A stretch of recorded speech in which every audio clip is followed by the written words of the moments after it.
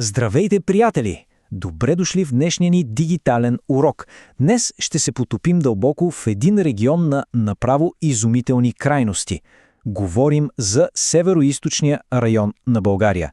Мястото, където безкрайните, тихи земеделски равнини се сблъскват с лудата енергия на Черноморското крайбрежие. Тук икономическия бум съществува ръка за ръка с супер сериозни демографски проблеми. Така че настанете се удобно, защото днес ще разглобим на части двигателя на тази територия и ще видим какво точно я задвижва. Набързо, ето какво ще сканираме днес. Първо географското положение, след това демографията. Преминаваме през икономиката и социалната реалност, за да завършим с това какво крие бъдещето. И така, започваме с част първа – географско положение и ресурси. Вижте, тук географията буквално диктува правилата на играта. Целият регион е белязан от широкия си излаз на Черно море, което е огромно предимство за транспорта. Но контрастът между крайбрежието и вътрешността е просто поразяващ. От едната страна имаме област Варна, абсолютният инфраструктурен хъб на района, където земеделската земя е малко под 60%. А от другата страна – област Добрич. Това е една истинска земеделска машина, приятели. Там близо 81% от територията са обработваеми площи. На практика Добрич е житницата на страната, докато Варна върти търговията. И тук искам да обърнете внимание на едно направо невероятно число – 99%. Точно така, 99% от използваната земеделска земя в област Добрич реално се обработва и се използва активно. Това е абсолютният връх на ефективността в аграрния сектор. Помислете си само колко жизнено важна е тази земя за прехраната ни, и то въпреки суровия климат и честите суши в района. Нека преминем към част втора – демография и селища. Добре де, кой всъщност обработва тези земи и къде живеят хората? Тук виждаме едно класическо, масивно разделение от типа център срещу периферия. Разликата в гъстотата на населението е направо шокираща. Във Варна се падат средно по 123 души на квадратен километър, благодарение на урбанизацията. А в Добрич, в онези огромни равнини, гъстотата пада до едва 37 души. Хората буквално се струпват по крайбрежието, оставяйки вътрешността почти празна. И разбира се, това измукване на хората към центъра си има цена. Област Варна държи цели 37% от демографския потенциал на целия регион и поддържа сравнително добри показатели от минус 3,6 промила естествен приръст.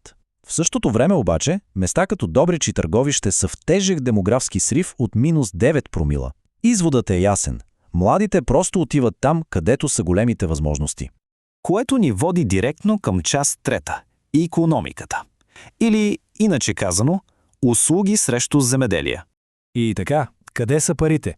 Брутният вътрешен продукт на човек не показва най-ясно тези дълбоки регионални неравенства. Във Варна той категорично скача над 15 000 лева, докато при съседите в Шумен, Търговище и Добрич цифрите гравитират около 9 000 лева. Имаме един много мощен икономически двигател, който просто се откъсва светлинни години пред останалите.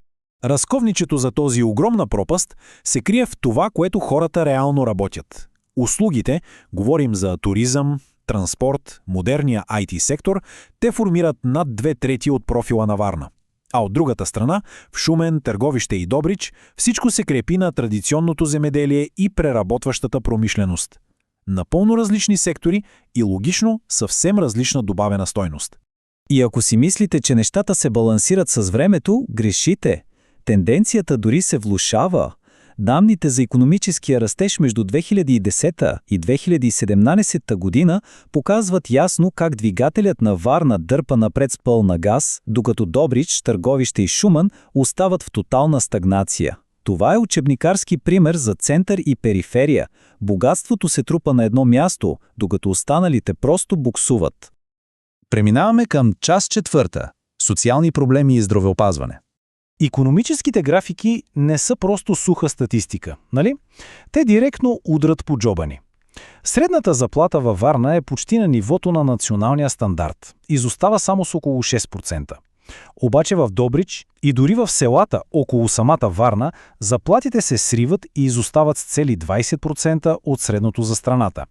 В Търговище изоставането е 17%.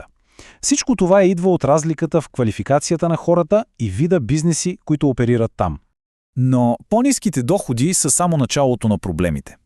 Нещо много по-критично за качеството на живот е достъпът до лекари. Представете си следното. Във Варна има внушителните 500 лекара на 100 000 души население. Супер, нали?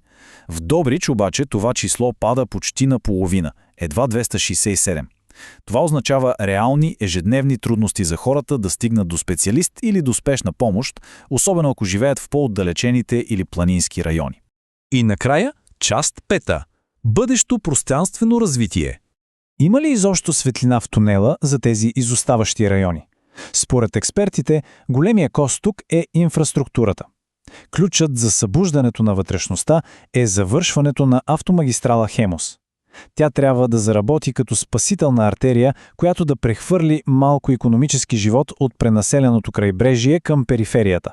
А пък крайбрежният панорамен път ще продължи да държи Варна свързана с големите международни мрежи. Така че накрая ви оставам с един много сериозен въпрос.